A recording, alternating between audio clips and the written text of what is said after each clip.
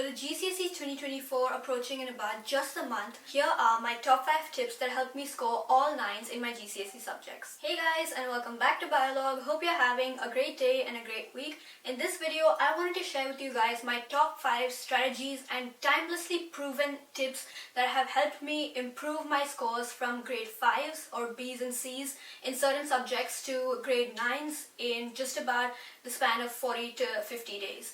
So I hope you guys find these tips useful, and without further ado, let's begin. Alright, tip number 1 is to start immediately. Get off your phone, get off TikTok, Instagram, stop scrolling through TikTok, and make sure that you actually start right now, because remember, you've only got about 40 days left to the GCSEs. If you try to scram through your textbook and find, resources at this point, it's going to be a waste of time. So I would suggest starting off with a traffic light system, ensuring that you know what topics you're bad at. For instance, if you know you're bad at organic chemistry in your chemistry GCSE, make sure that you put that at the red section of your topic list. Organize this list in such a manner that your red topics are the ones that you find the hardest or the most difficult. Your yellow topics are the ones that you sort of have an idea about, like you know what they're about, but you just don't have a lot of information on specific details regarding that topic. That's yellow. And green is something that you can easily explain to a 5-year-old. Let's say you have a 5-year-old given to you being like, okay, explain this topic. You need to be able to explain that. That should go in your green section. So make sure that you have this list pat down. And now, once you do, make sure that you go to your past paper website. So tip number 2, when you're looking through past paper websites, make sure that you only look at the summary section. So I used to use Physics and Maths Tutor when I was in my GCSEs. This website really helped because it contains very concise summaries of all of the difficult topics. So for instance, organic chemistry, I would take up a summary that was given on the PMT website, and I would go and make sure I knew every single main dot point in that summary sheet. That was essentially my knowledge content for organic chemistry. Once I had that packed down, I would then move on to topical past papers. Do topical past paper questions from PMT, which is again organized based on topic in the question bank.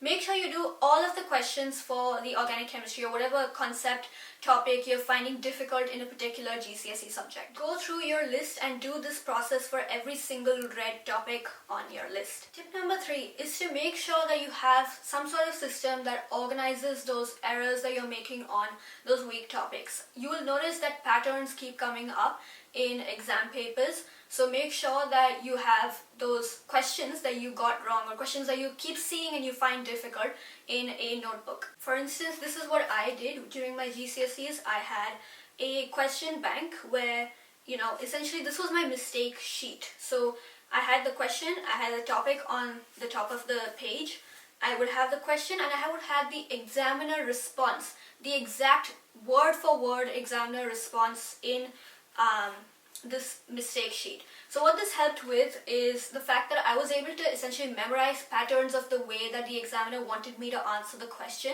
and I would replicate that with different practice questions and to make sure that I'm hitting those mark scheme or examiner report points given. Number 4, once you have those red sections covered to some extent, you've done decent number of practice questions on it, immediately move on to doing yearly past papers. Make sure that you're doing at least 3 to 4 years worth of past papers. And if you've got different sections, for instance, if you're doing the biology exam, make sure that you're doing the different papers associated with it, like paper 2, paper 4, paper 6, things like that.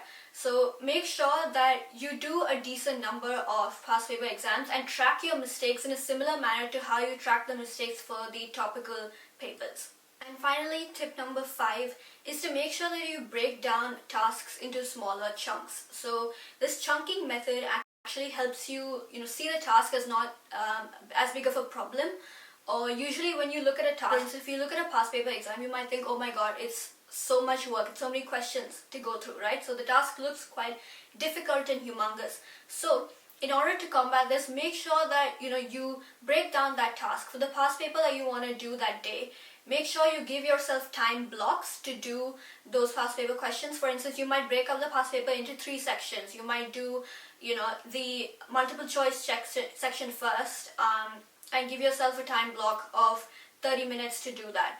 So when you do that, essentially make sure you focus for 30 minutes, finish those multiple choice questions, and only once you coherently and properly finish those set of questions do you move on to the next topic or the next set of questions. And a tiny little tip added on to tip number 5 is detach from your study environment. So when you're taking breaks, make sure that you physically go out of your study space. For instance, if you're in your room and that's your study environment, make sure that you go out of your room, get yourself a snack, actually detach from that environment, because if you are continuously taking a break on your desk, your brain subconsciously tricks you into believing that, okay, I'm going to continuously take a break. So now when you're going to study, your brain is again going to trick you that, oh, it's break time, and so you're not going to be able to focus. So make sure that when you take a break, you step out of that room. You might go downstairs, get yourself a snack, take a shower, do yoga, or like listen to music or anything like that.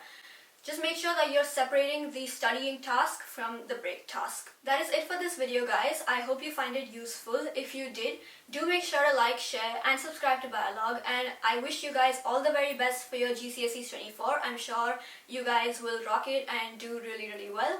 If you guys have any questions regarding your GCSEs or IGCSEs, or any biology related questions that you want to ask, you can send an email to itsbiologue@gmail.com and I'll do my best to respond. And with that, I will see you guys in my next video. Have a great day.